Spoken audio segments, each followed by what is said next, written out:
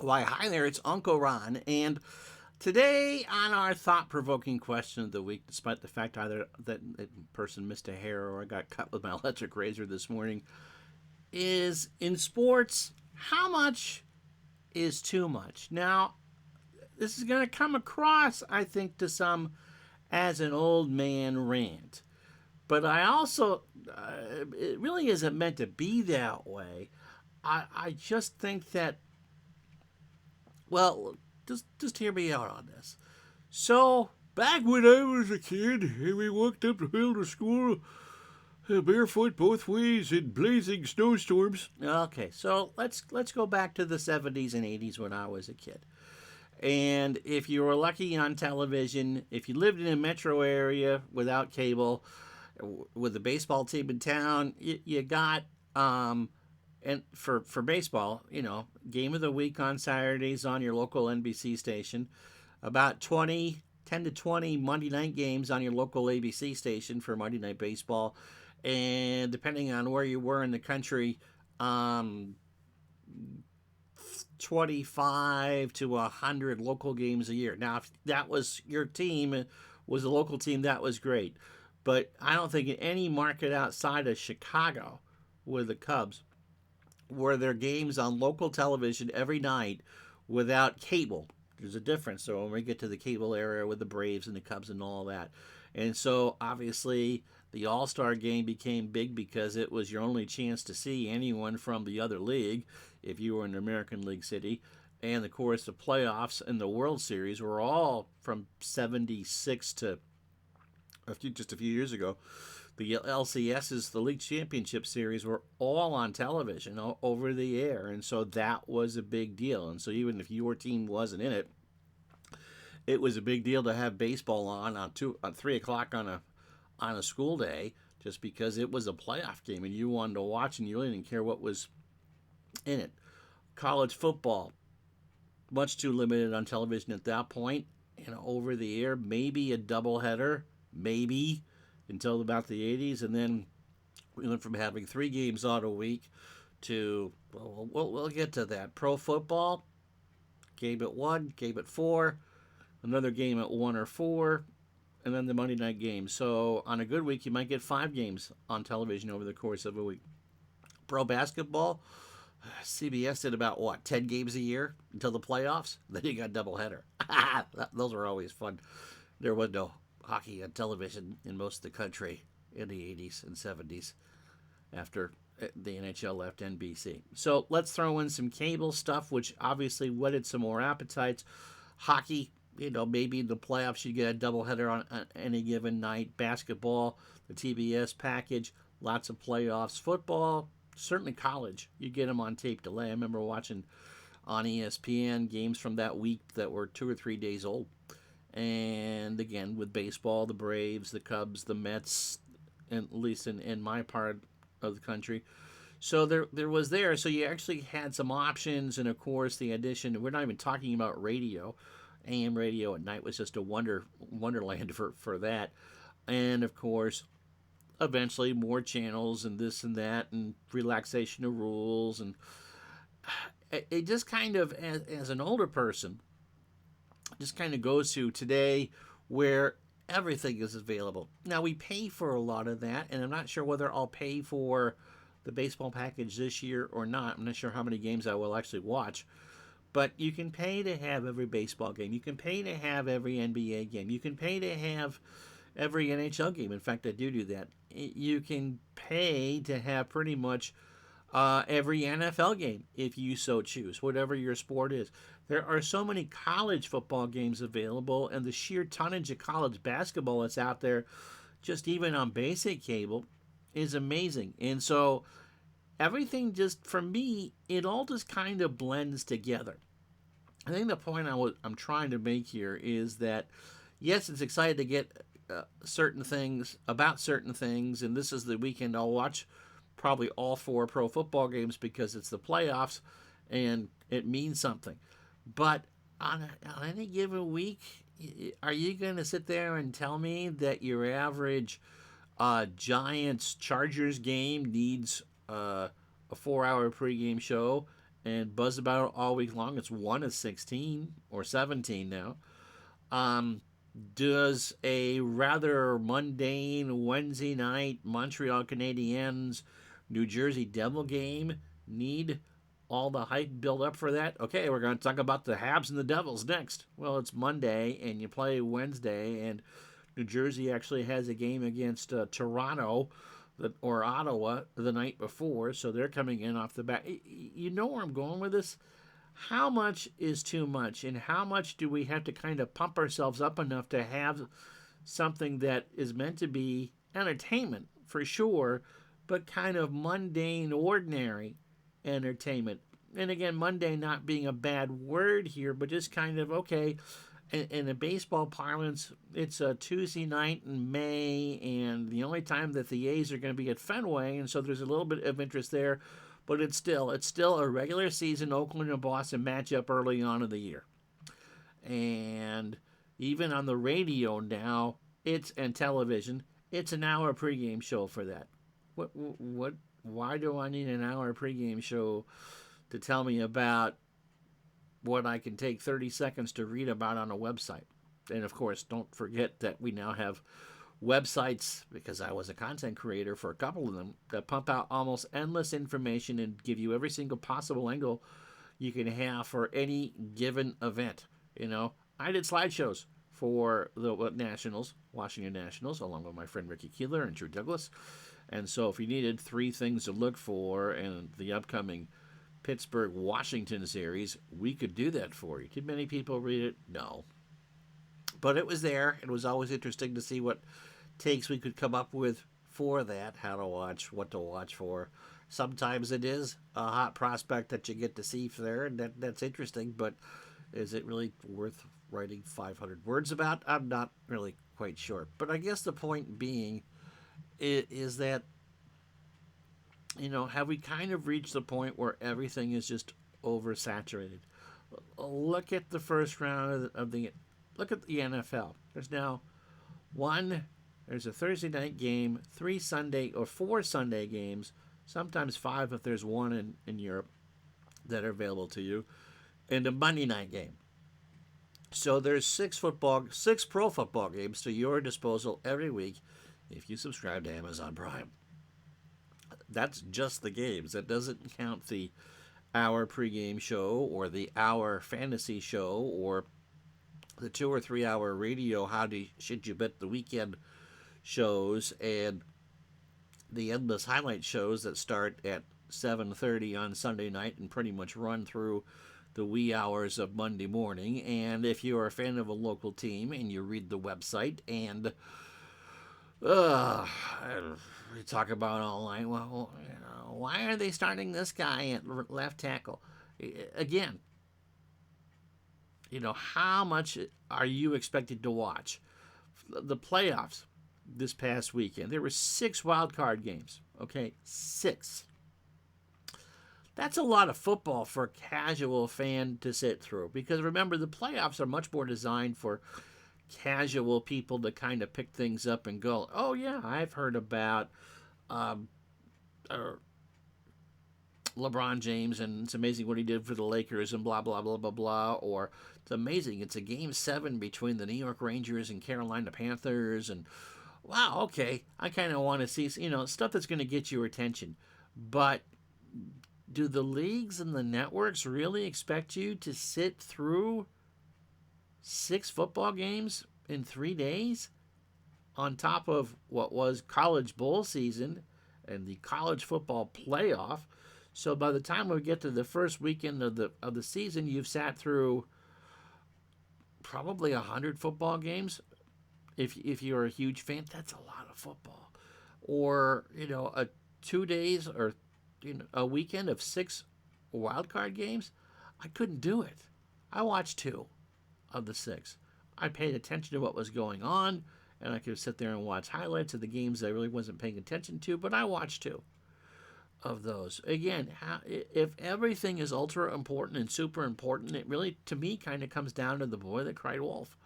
It's like it can't all be super important if that's all that's on. I remember when basketball playoff series, the first round was best of 3.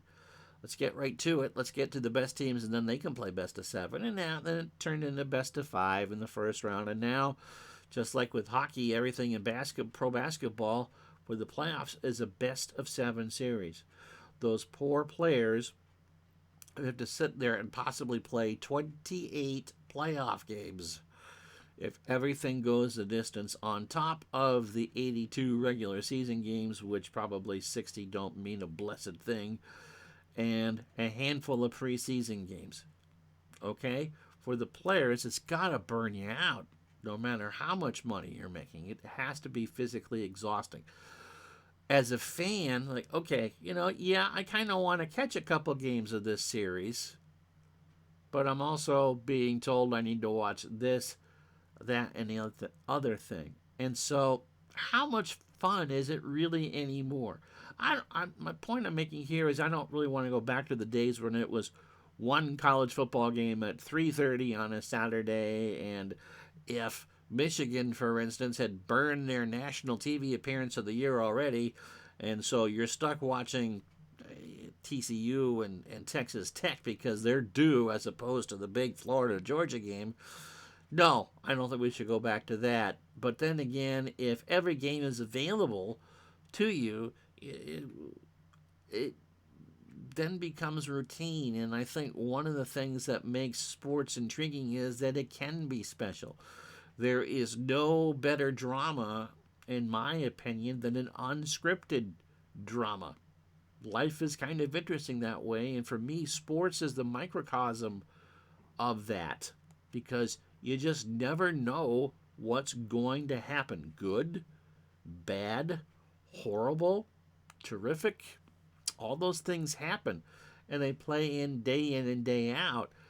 But kind of like you want to leave some intrigue, I guess, is the point I'm trying to make. Now, for those of us who are sports sim people, we can go back and replay our favorite seasons and kind of ignore it.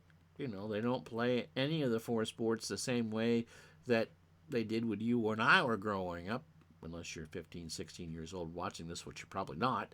And then, yes, this is the way the sports are played when you're growing up. And when those teenagers who follow whatever sport they follow grow up to be our age, the sport will be dramatically different in all of them.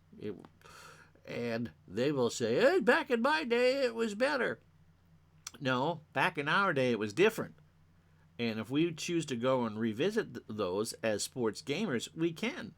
And we can completely ignore what's going on in sports. But there are times where it does get intriguing, and something is going to grab your fancy. I know that golf grabs my fancy, and I pay attention to a lot of different things if I don't necessarily watch. But again, I'm going to use football as the example. They all play a 20-game season. Back when I was a boy, it was 6 exhibition games and a 14-game regular season. And I'm sure if the internet was around in 1978 when the NFL expanded to a 16-game season, you'd probably have this same thing. How much is enough? Now we do a 17-game season and have pretty much almost half the league make the playoffs. We had a case this past weekend of 3 third-string quarterbacks playing in a playoff game. Is that good for the sport? That's another question for another day. Although if you're Brock Purdy, the answer to that is San Francisco's hosting a divisional playoff game. So those of us who want to go back to a simpler time can do so. We don't kind of ignore what's going on. But again, how much is too much? How much would you scale something back? For baseball playoffs, for instance, is it too much? I'm not a huge fan of wildcard series being best of 3 and all that. I understand why they do that. And if my team is in either the Nationals or the Red Sox are in that series, I'm probably going to pay more attention than I am until we get to the divisional series, which personally I thought was a great addition to go to a quarterfinal, semifinal, and final setup for baseball. And I think best of 5 works just fine for that. But on the other hand, the finances, the more teams you make available, to make the playoffs, the chances are that teams are going to remain competitive and not sell off. And so there's good and bad, I suppose, in everything. But how much am I expected to watch? How much of my attention are you looking for? And of course, as you get older, and I really don't know because I'm 51 and the relatives in my life who are teenagers aren't really into sports, just how much they're going to be watching, a sports enthusiast in 2023 at 14 is going to watch anyway. I remember when we got ESPN back in 1982, my mother was horrified at the fact that we had a channel that showed nothing but sports, and bad sports at that, because that was ESPN. I can't imagine today with streaming and that it can kind of become obsessive. And again, if you do something for $100 a week, how much fun can it be? And remember, sports and all entertainment is supposed to be fun, along with the fact it's unscripted and you don't know what's going to happen, blah, blah, blah, blah. But it is supposed to be fun.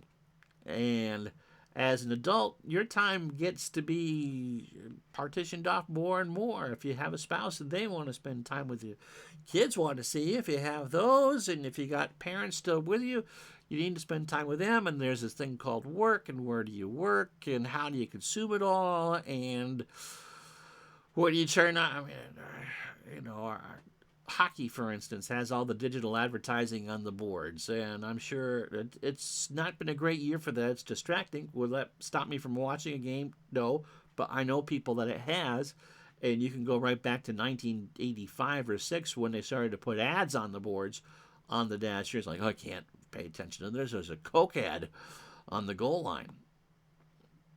And again, I think for me, one of the biggest downers in all this is that everything is so overhyped.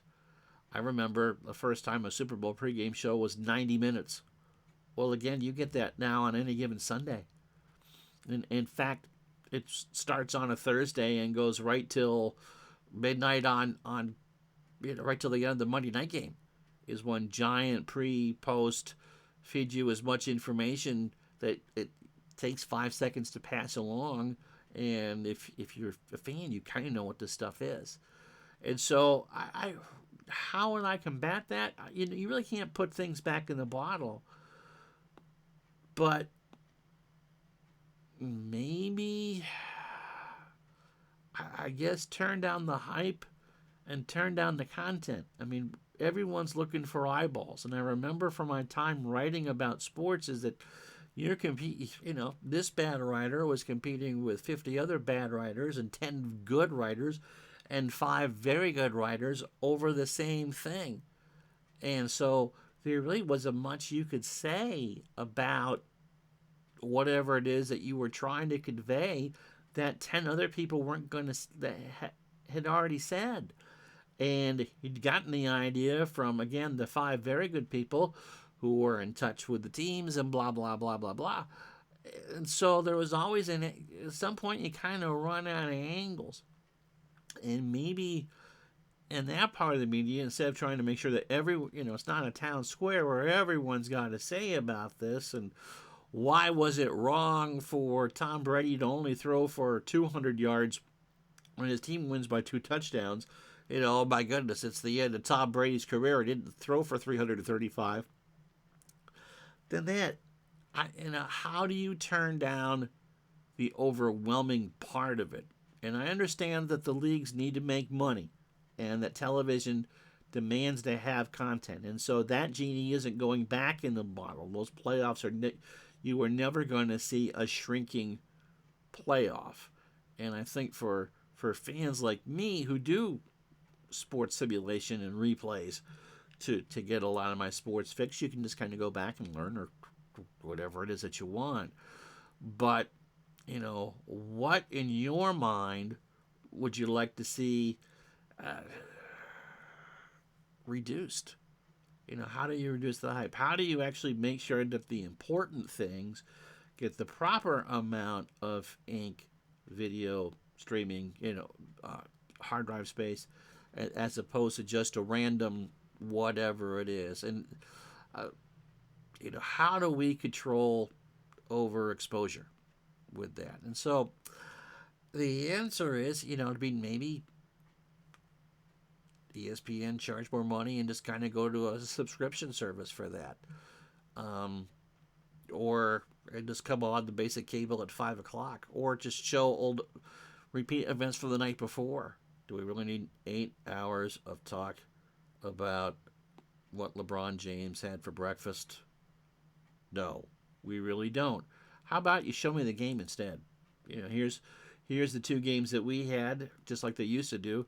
Let's replay them at have it at 9 and have that 5 hour block, or replay them at noon, going from noon to 5. Here's what you missed last night out of the college basketball doubleheader or college football doubleheader, or whatever it is. Just show the events again, because not everyone has a chance to see them. Yes, I know about DVRs and that. It really can't be costing these networks any money to do so, and you can have your hour or two of Hot Take Central, but give people actually sports to watch. I really don't know how else you could do that. So I'm interested in your take. How would you put the mystique back into sports, and how much for you is too much? And for me, the gaming is a huge part of it, because you focus on that. On the other hand, you kind of lose track of the fact that today's athletes are tremendous in all the sports. The quality of professional sports, be curious to see what happens in baseball with a pitch clock next year, is high. Is it what you expect? Probably not, but it doesn't mean that the product is bad. It just means there's too much of the product exposed, and it just kind of gets all lost. So what would you do to change that? I'm kind of curious on what you guys think should be done, because I'm kind of drawing a blank, as opposed to just showing more reruns of current sporting events on TV when the time comes. And also, what do you want me to tackle for next week's thought-provoking question? Until then, I'm Uncle Ron. Thank you so much for watching. We'll talk to you soon. Bye-bye.